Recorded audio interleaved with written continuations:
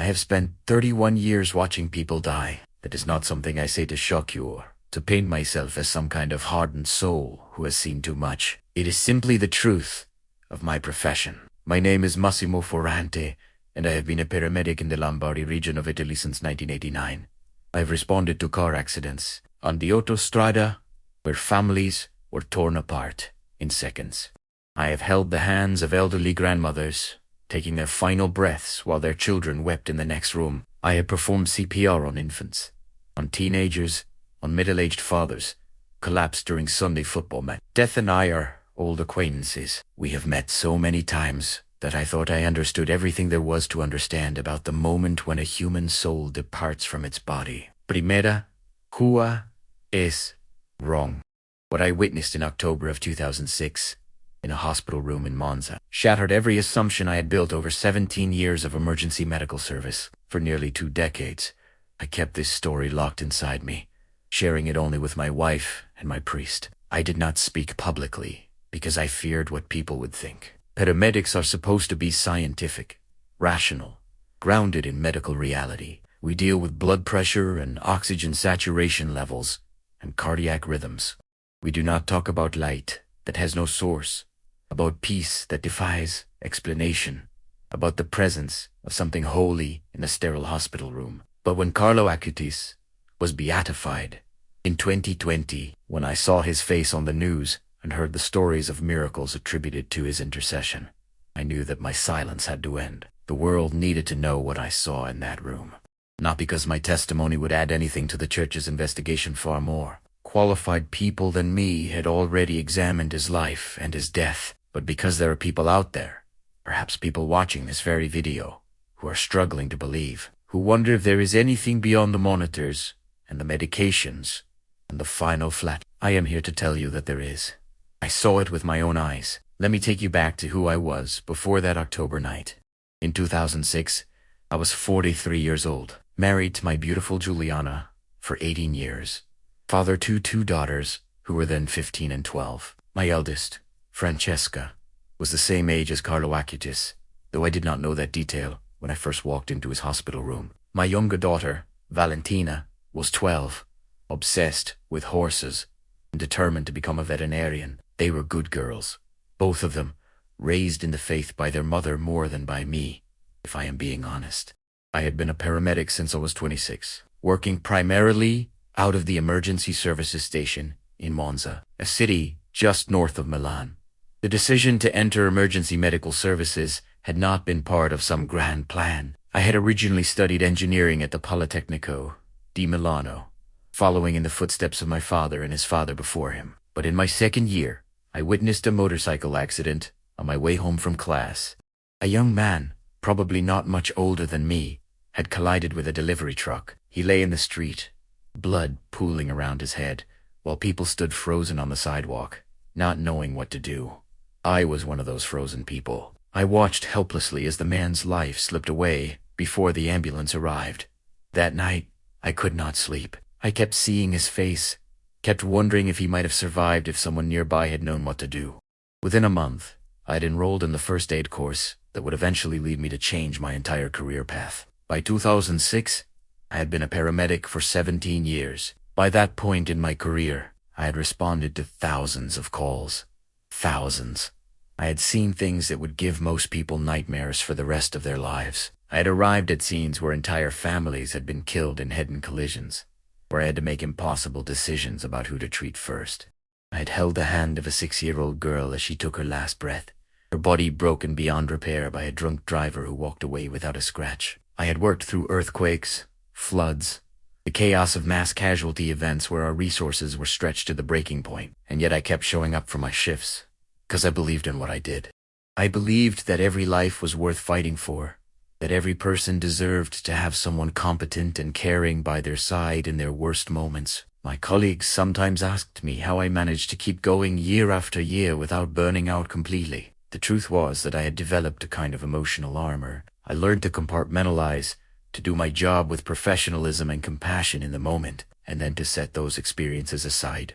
When I went home to my family, it was not a perfect system. There were nights when I woke up in cold sweats, haunted by faces I could not save, but it was enough to keep me functional, to keep me coming back, shift after shift.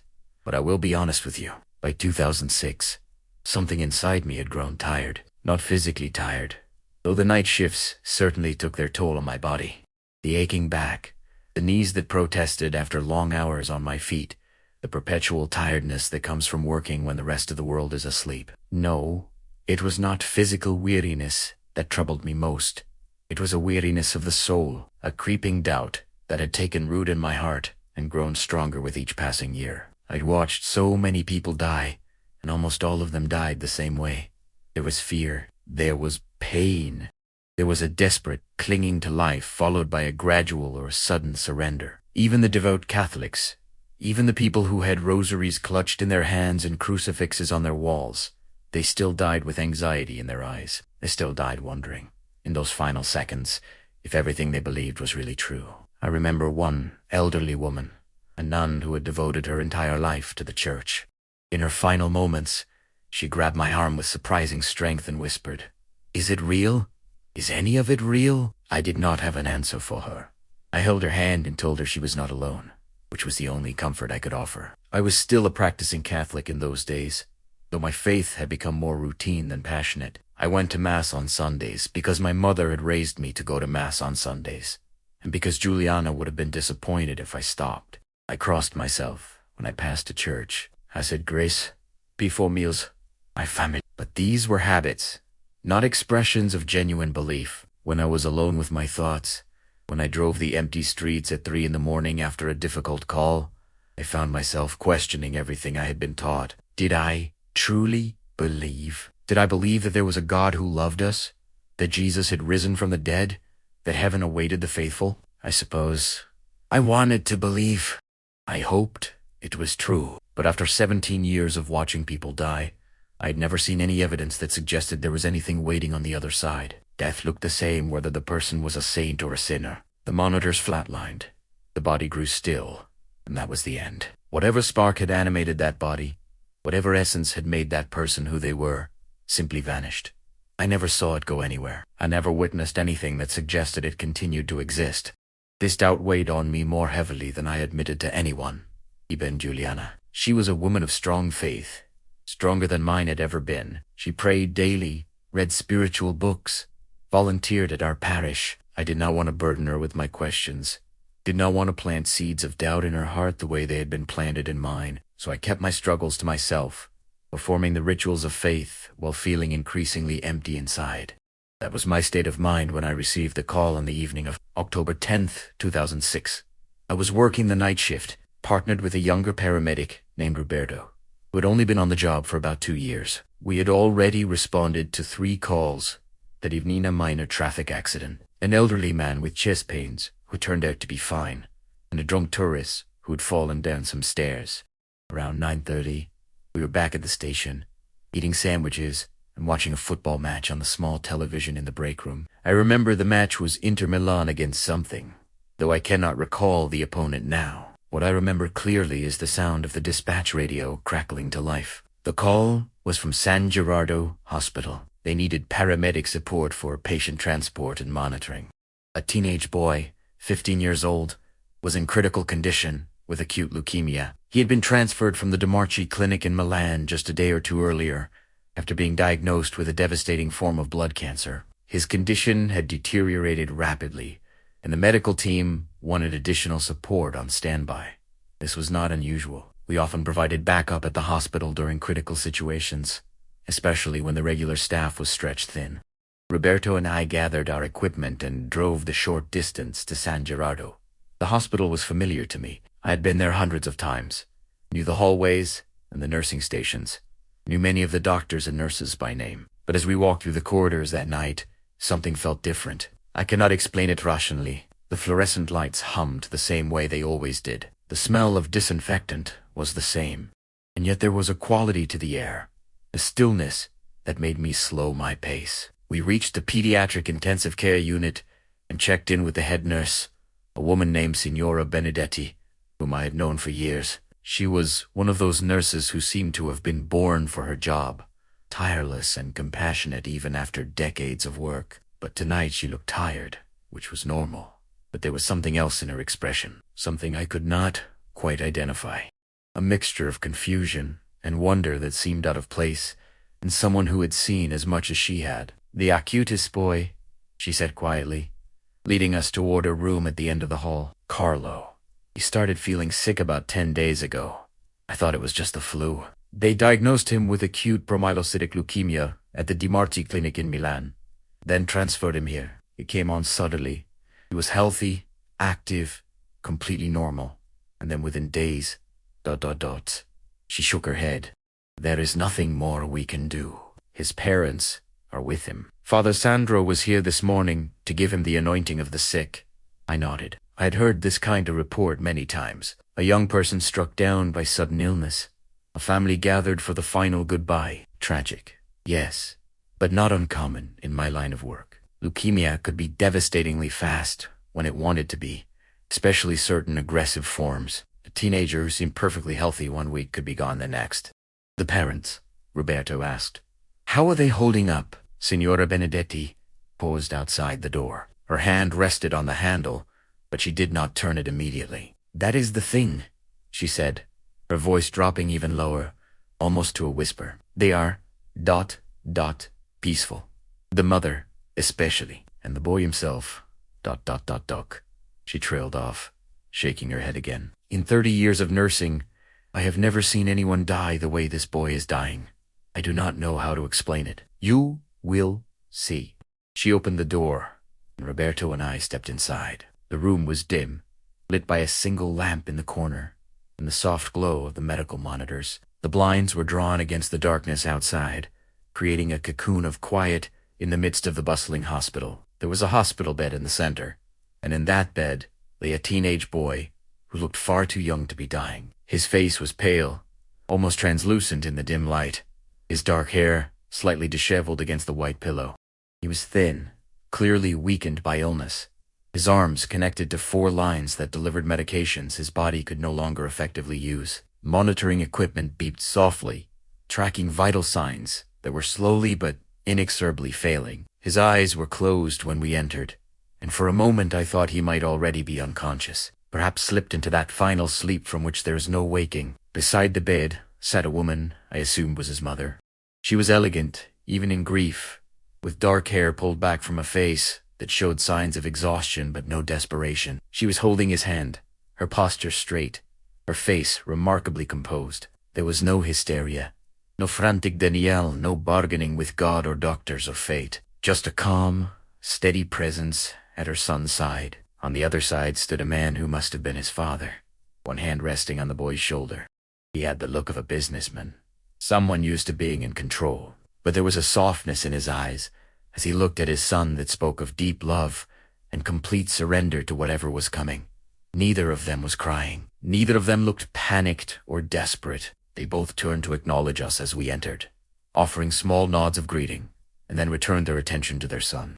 It was as if they had made peace with what was happening, as if they trusted that their son was going somewhere good and did not want to burden his journey with their grief. I approached the monitors to check his vital signs. His blood pressure was low, lower than I would have liked. His oxygen saturation was dropping despite the supplemental oxygen flowing through the nasal cannula. His heart rate was irregular, showing the strain of a body that had been fighting too hard for too long.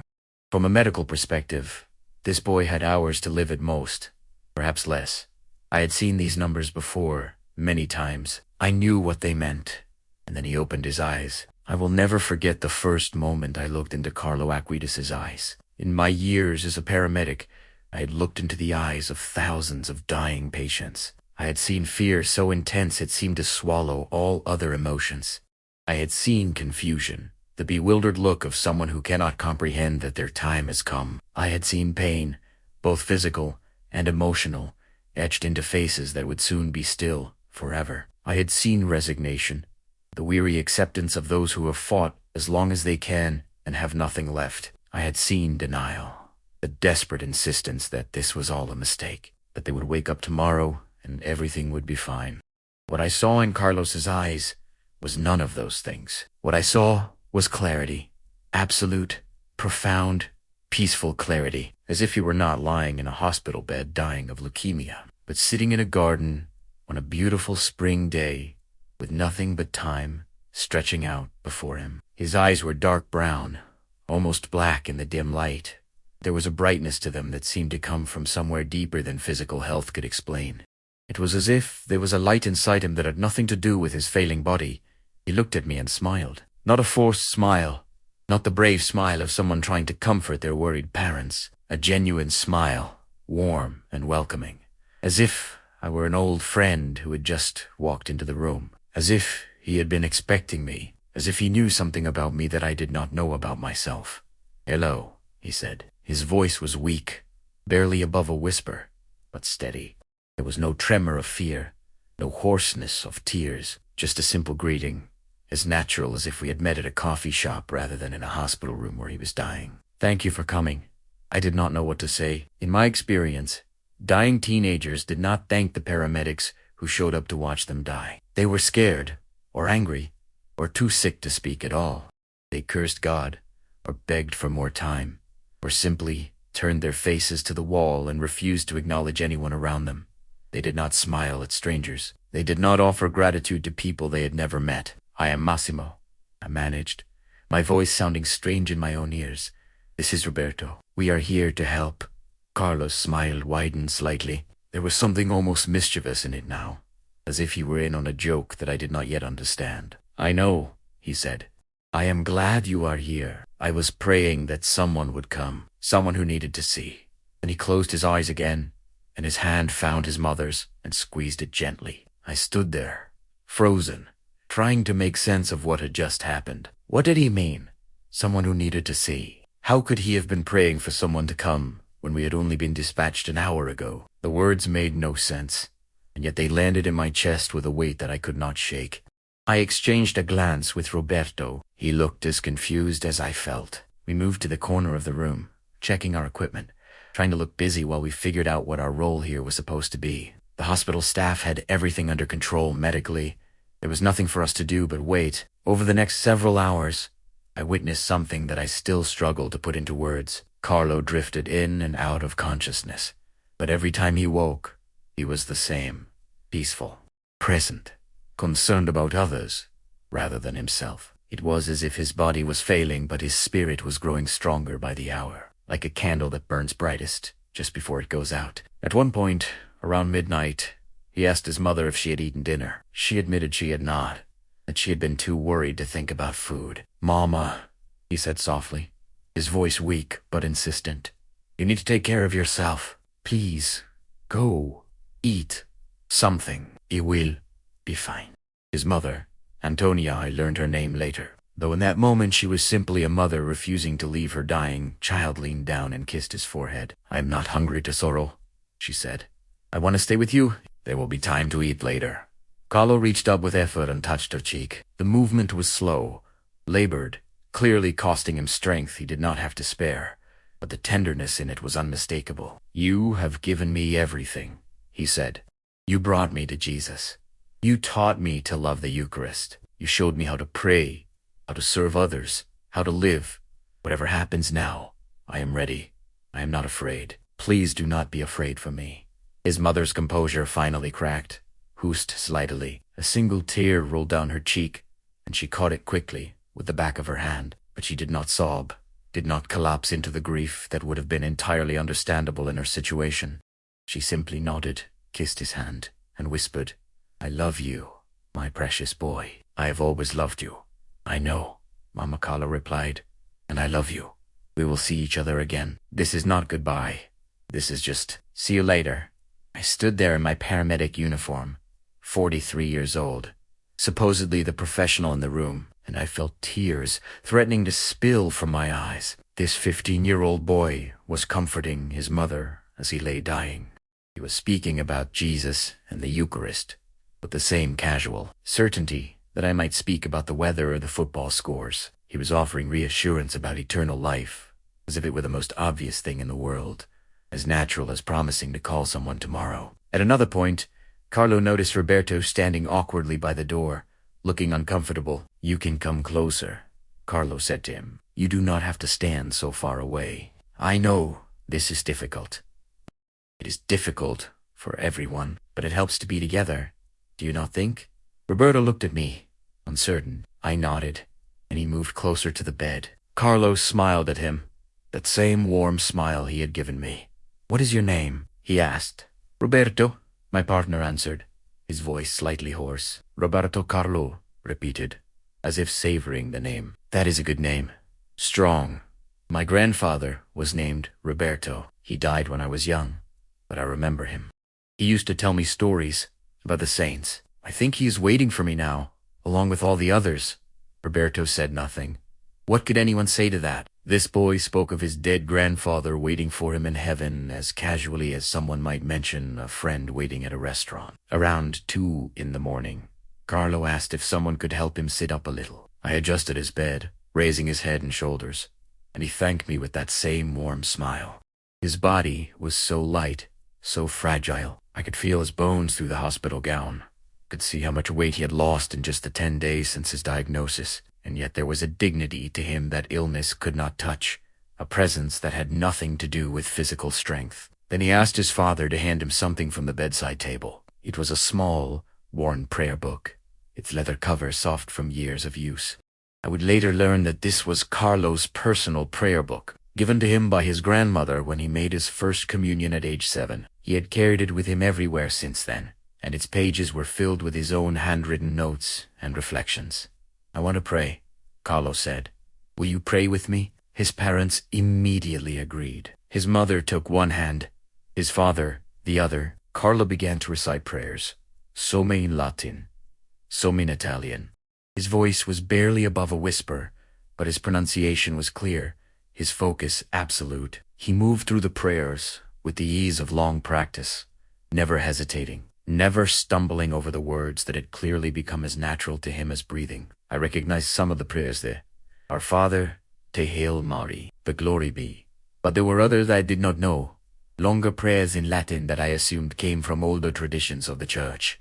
His parents prayed along with him when they knew the words, and fell silent when they did not, their lips moving in private prayers of their own. I stood in the corner of the room, not wanting to intrude, but unable to leave. Roberto had stepped out to use the bathroom, and I was alone with his family in their private moment of faith. I felt like an intruder, someone who had stumbled into a holy place without proper reverence, and yet I could not make myself walk away.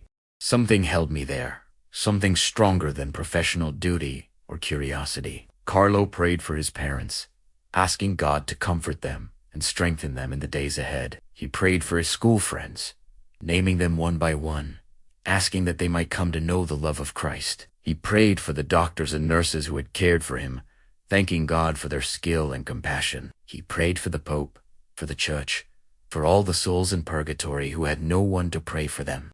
And then he began to pray for me. "Lord," he whispered, "I pray for Massimo, who is here with us tonight. I do not know his story, but you do. I do not know what burdens he carries, but you see them all. Please show him your love. Please open his eyes to see what I have seen. Please give him the gift of faith that never wavers." I felt my heart stop. He did not know me. We had exchanged perhaps 20 words since I entered the room. And yet he was praying for me by name, praying for me as if he knew exactly what I needed, as if God had told him about the doubts that had been eating away at my soul for years. And then something began to happen that I cannot explain by any medical or scientific principle I know. The room began to feel different. It was not a change I could see at first, but rather a change I could feel. The air grew heavier, thicker somehow, but not in an oppressive way. It was like the atmosphere before a summer thunderstorm, charged with energy, vibrating with something invisible but undeniably present. I felt the hair on my arms stand up. I felt a pressure in my chest that was not painful but was impossible to ignore. My skin tingled, as if a mild electrical current were passing through the room. I looked around, trying to identify the source of these sensations. The medical equipment was functioning normally. There was no malfunction, no alarm, nothing that would explain what I was feeling. The lamp in the corner cast the same dim glow it had cast all night, and yet the room was different. The very air was different. Carlo stopped praying aloud. His eyes, which had been closed in concentration, suddenly opened. But he did not look at his parents. He did not look at me. He looked toward the corner of the room, opposite from where I was standing. The corner near the window where the blinds blocked out the darkness of the night. His face, already peaceful, transformed into something I can only describe as radiant. It was as if someone had turned on a light inside him, as if his skin itself was glowing with an inner illumination. His pale cheeks, which had been almost gray with illness, seemed to flush with color. His tired eyes grew bright, alive, focused on something that I could not see, but that he clearly saw with perfect clarity. "Do you see them?" he whispered. His mother leaned closer, her face filled with wonder and confusion. "See who? 'Tis who do you see?" Carlo did not answer her. He simply continued to gaze at that corner of the room, his expression one of pure wonder, pure joy, pure love. His lips parted slightly, as if he were beholding something so beautiful that words were inadequate. His eyes moved slightly, as if tracking movement, as if watching beings that existed in a dimension I could not perceive. And then he laughed. Not a loud laugh, not a hysterical sound, but a soft, delighted laugh. The laugh of a child seeing something wonderful for the first time. The laugh of pure, uncomplicated joy. It was the most beautiful sound I had ever heard, and also the most impossible. Dying teenagers do not laugh with delight. And yet here was Carlo, hours from death, laughing as if he had just witnessed the most marvelous thing in all of creation. I turned to look where he was looking. I saw nothing. A blank wall, painted in the standard hospital beige. A chair, empty. The dim outline of medical equipment. Nothing that could explain the transformation in this dying boy's face. Nothing that could account for the joy that radiated from him like heat from a fire. And yet, even though I saw nothing, I felt something. I felt a presence. Multiple presences. Perhaps. I felt as though I were standing on the edge of something vast and incomprehensible. Something that my human eyes were not equipped to perceive, but that my soul somehow recognized. It was like standing at the shore of an infinite ocean, unable to see beyond the horizon, but knowing with absolute certainty that something enormous lay beyond. The monitors began to change. His heart rate, which had been irregular and weak, suddenly steadied. The rhythm became strong, consistent, like the heartbeat of a healthy person rather than someone on the edge of death. His blood pressure, which had been dropping all night, stabilized and even rose slightly. His oxygen saturation improved. For a few minutes, from a purely medical standpoint, Carlo Acutis seemed to be getting better rather than worse. I checked the equipment, certain there must be a malfunction. I tapped the monitors, verified the connections, looked for any technical explanation for what I was seeing. There was none. The equipment was functioning perfectly. The numbers were real, and they made no medical sense whatsoever. I had seen patients rally before death. It is a known phenomenon, sometimes called terminal lucidity, brief period of clarity and apparent improvement before the final decline. But this was different. Terminal lucidity is a mental clearing, not a physical improvement. The body does not suddenly heal itself. The vital signs do not suddenly stabilize. What I was witnessing went beyond any medical explanation I had ever encountered. And then the light appeared. I have gone back and forth for years about whether to include this part of my testimony. It sounds impossible. It sounds like the kind of thing people make up when they want attention, or when they have convinced themselves of something that was not real. I have questioned my own memory countless times. I have wondered if exhaustion or stress or some combination of factors caused me to perceive something that was not there. But I am telling you what I saw. I saw light. It did not come from the lamp, or from the monitors, or from the window. It had no source that I could identify. It did not cast shadows the way normal light does. It seemed to emanate from somewhere around Carlo himself, a soft, golden glow that surrounded his bed like a gentle halo. It was not blinding or overwhelming. It was warm, inviting, beautiful, beyond anything I had ever seen. It was the color of sunrise, of candlelight, of honey held up to the sun. It was the color of peace. The light filled the space around Carlo's bed, extending outward in soft waves that seemed to pulse in rhythm with his heartbeat. It touched the faces of his parents, making them look younger, softer, filled with a peace that mirrored their sons.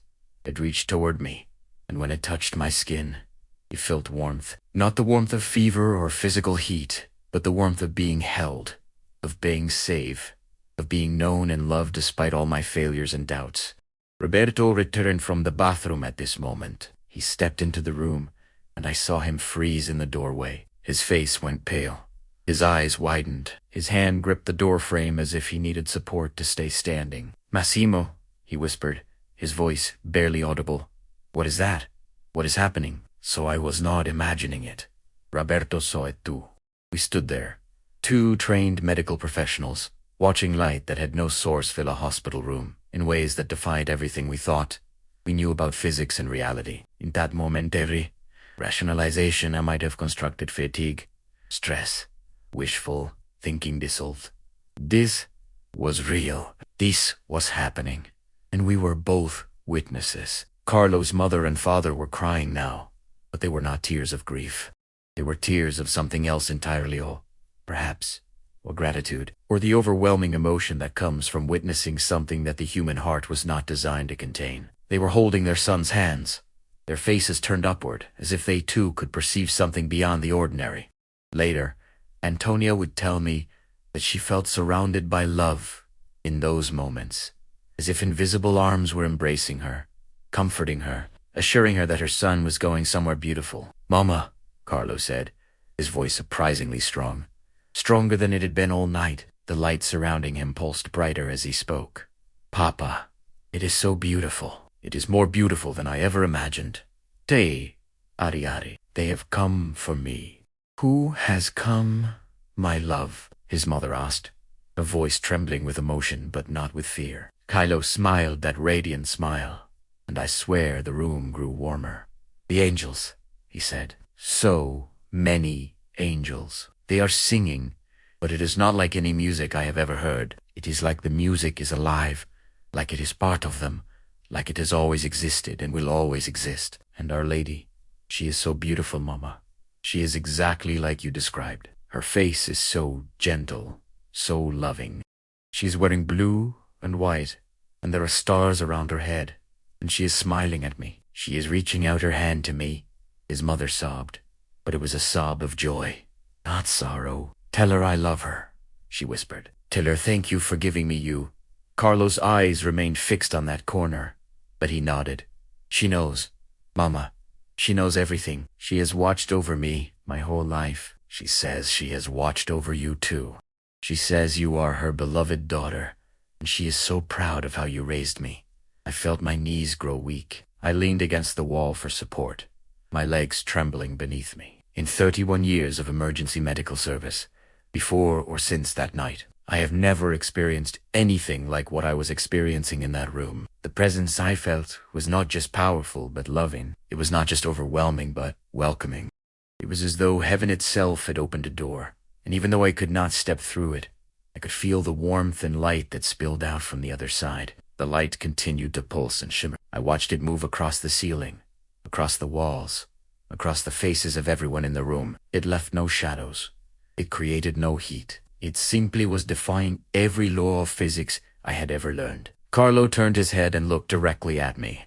His eyes met mine, and in that moment, I felt as though he could see straight through to my soul. Every doubt I had ever harbored about my faith, every cynical thought I had developed over years of watching people die, every question I had asked in the darkness of sleepless nights, every time I had gone through the motions of faith without really believing he saw all of it. I felt naked, exposed, completely known, and he did not judge me. He simply smiled. "Signor Massimo."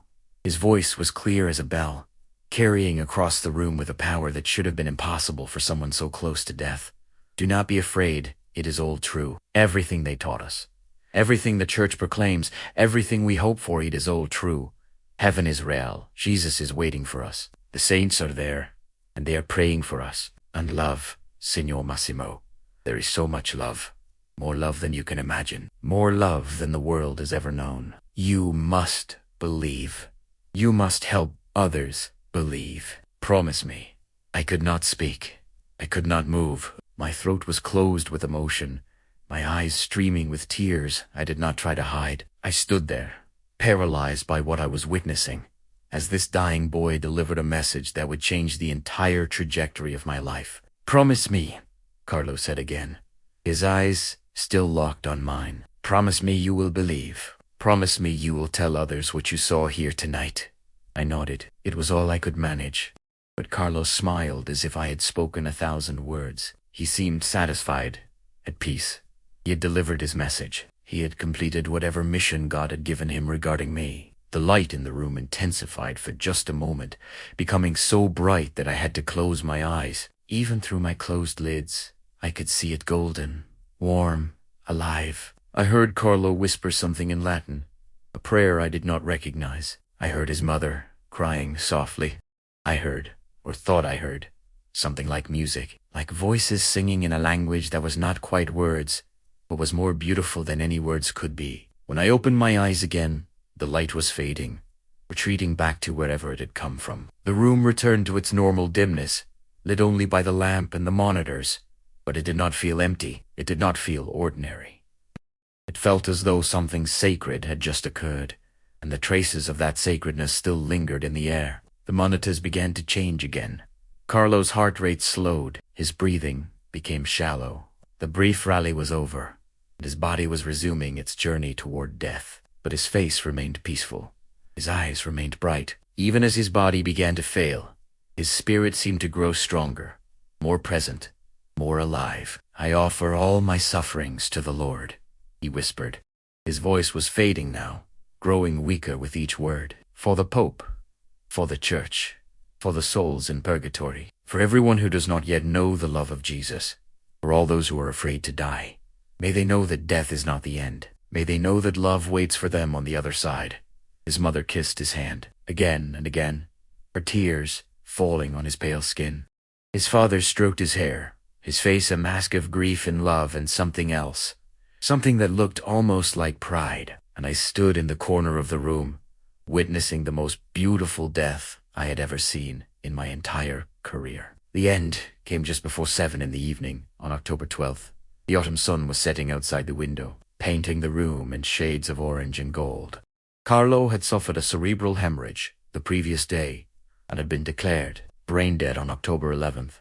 His body lingered for one more day, his heart still beating, as if giving his parents time to say goodbye. His breathing was so shallow that several times I thought it had stopped entirely. His parents had not left his side for even a moment. They held his hands. They prayed quietly. They told him how much they loved him. And then, in the final minutes, Carlo opened his eyes one last time. He looked at his mother and father with such love, such gratitude, such peace. There were no words this time. There did not need to be. Everything that needed to be communicated passed between them in that single look, a lifetime of love, condensed into a moment. I saw his mother smile through her tears, saw his father nod as if answering a question only they could hear. Then Carlo turned his gaze toward that same corner of the room where he had seen the angels, where he had seen Our Lady.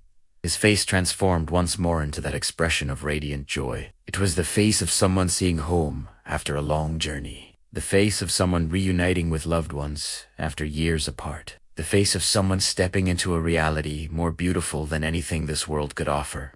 His lips moved slightly, forming words that I could not hear, but that his mother later told me she believed were, "I am coming." Or perhaps, she said, it might have been Jesus, "I am coming." She was not certain, but she was certain of the joy on his face, the absolute peace, the utter absence of fear. The monitors flatlined at exactly 6:45 in the evening. The machines beeped their final warnings. And Carlo Acutis, 15 years old, left this world behind and stepped into whatever glorious reality awaited him on the other side.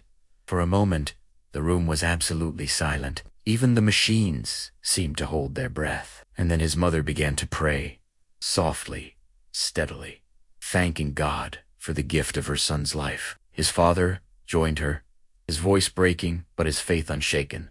They did not scream. They did not collapse. They prayed. And in their prayers, I heard not grief, but gratitude, not despair, but hope. I should have immediately begun the protocols I had been trained to follow. I should have confirmed the time of death, notified the medical staff, started the paperwork that accompanies every passing. Instead, I stood frozen, still staring at the corner of the room where Carlo had seen something I could not see. The light was gone now. The presence I had felt had departed with Carlo's soul. And yet the room did not feel empty. It did not feel heavy with grief the way hospital rooms usually feel after a death. It felt peaceful. It felt clean. It felt as though something sacred had just occurred. Roberto approached me, his face still pale. "Massimo," he said quietly, "did you see that? Did you feel that?" I nodded, not trusting my voice. "What was it?" he asked. "I do not know," I admitted, "but I know it was real." Carlo's mother rose from her chair. She walked over to where Roberto and I were standing, and to my complete surprise, she took my hands in hers. "Thank you for being here," she said. Her voice was steady, her eyes red from crying, but somehow still at peace. Carlo knew. He told me this morning that God was going to send someone who needed to see. I think that someone was you. I did not understand what she meant at the time. How could Carlo have known that I was coming? How could he have known that I needed to see something to restore my faith? We had never met before that night. He had been unconscious when I first arrived. None of it made sense according to the rules of the natural world. But I have learned, in the years since that night, that God does not operate according to the rules of the natural world. He operates according to his own wisdom, his own timing, his own plans that are infinitely beyond our comprehension. I left San Gerardo Hospital that morning, a different man than I had been when I arrived. Roberto and I barely spoke during the drive back to our station. What was there to say? We had both witnessed something that words could not adequately describe. When I got home, my wife Juliana could see immediately that something had happened. I sat down at our kitchen table and told her everything. By the end, we were both crying. "Massimo," she said, holding my face in her hands, "this is a gift." "Carlo gave you a gift." She was right. Carlo Acutis, in the final hours of his earthly life, had given me a gift that I did not deserve, but desperately needed. He had shown me, through no effort of his own, but simply through the grace of God working through him, that everything I had hoped was true about life after death was not just a pleasant fantasy.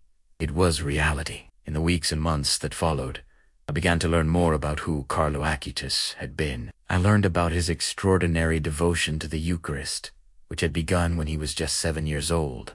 I learned about the website he had created documenting Eucharistic miracles around the world. I learned about his kindness to the poor, his gentle treatment of animals, his ability to talk about God in a way that drew people in rather than pushing them away. I learned that his final days were marked not by fear or self, but by prayer, by concern for others, and by a steady gaze fixed on the heaven he knew awaited him.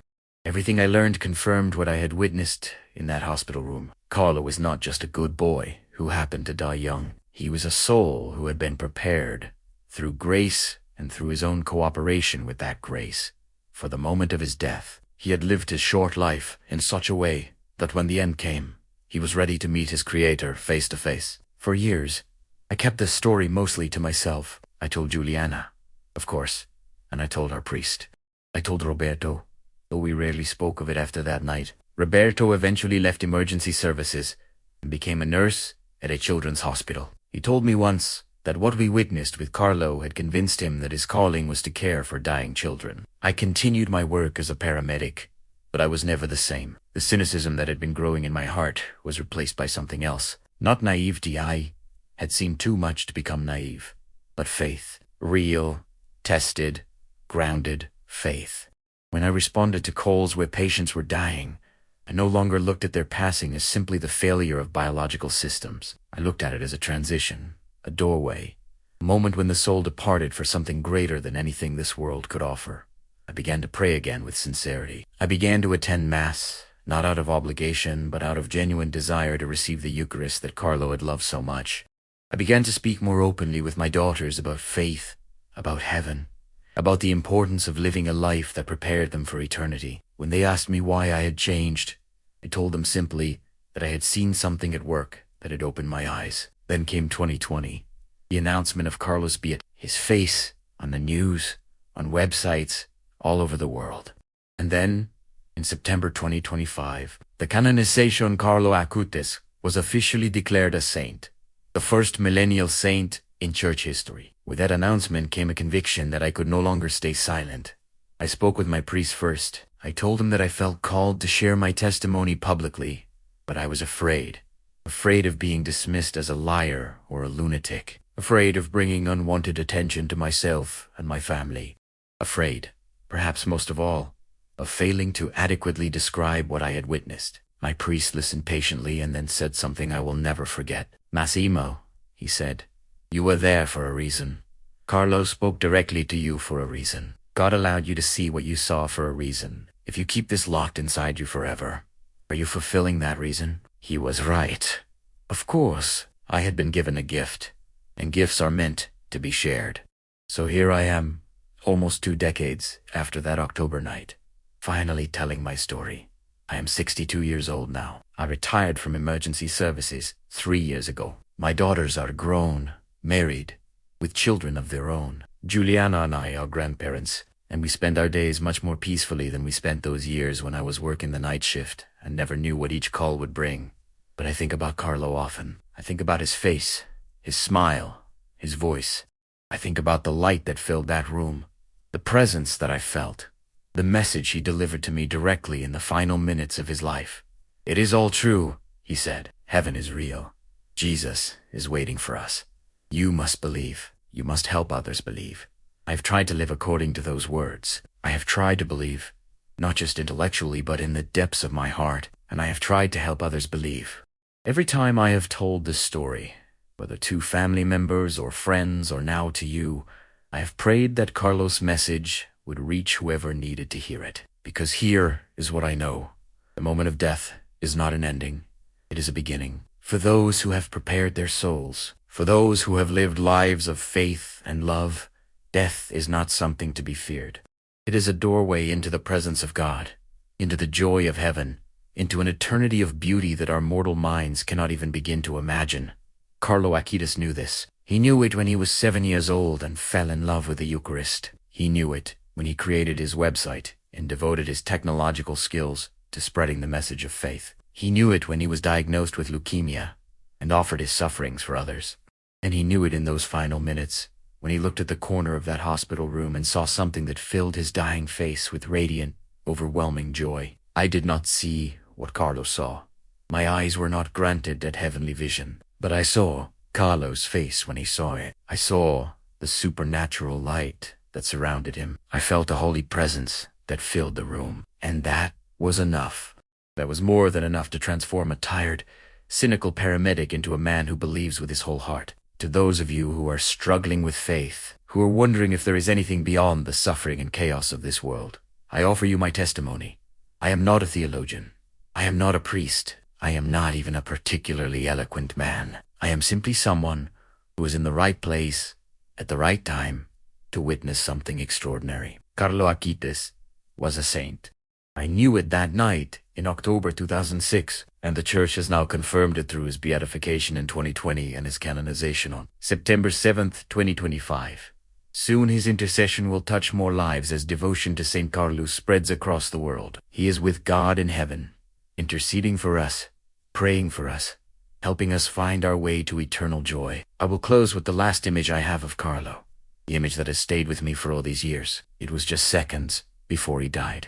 His eyes were fixed on that corner of the room. His face was glowing with the light of whatever he saw there, and on his lips was a smile of such pure, perfect peace that it brought tears to my eyes then, and brings tears to my eyes now as I describe it.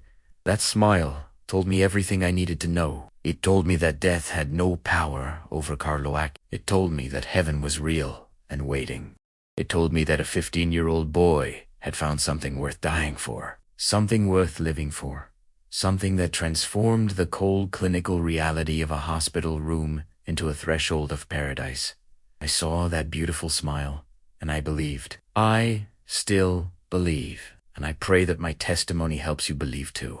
Carlo Acutis, pray for us. Pray for all of us who are still walking through this valley of tears, still waiting for our own moment of transition. Help us to live as you lived, to love as you loved, to face our deaths with the same peace and joy that you showed in your final moments. And when our time comes, may we see what you saw.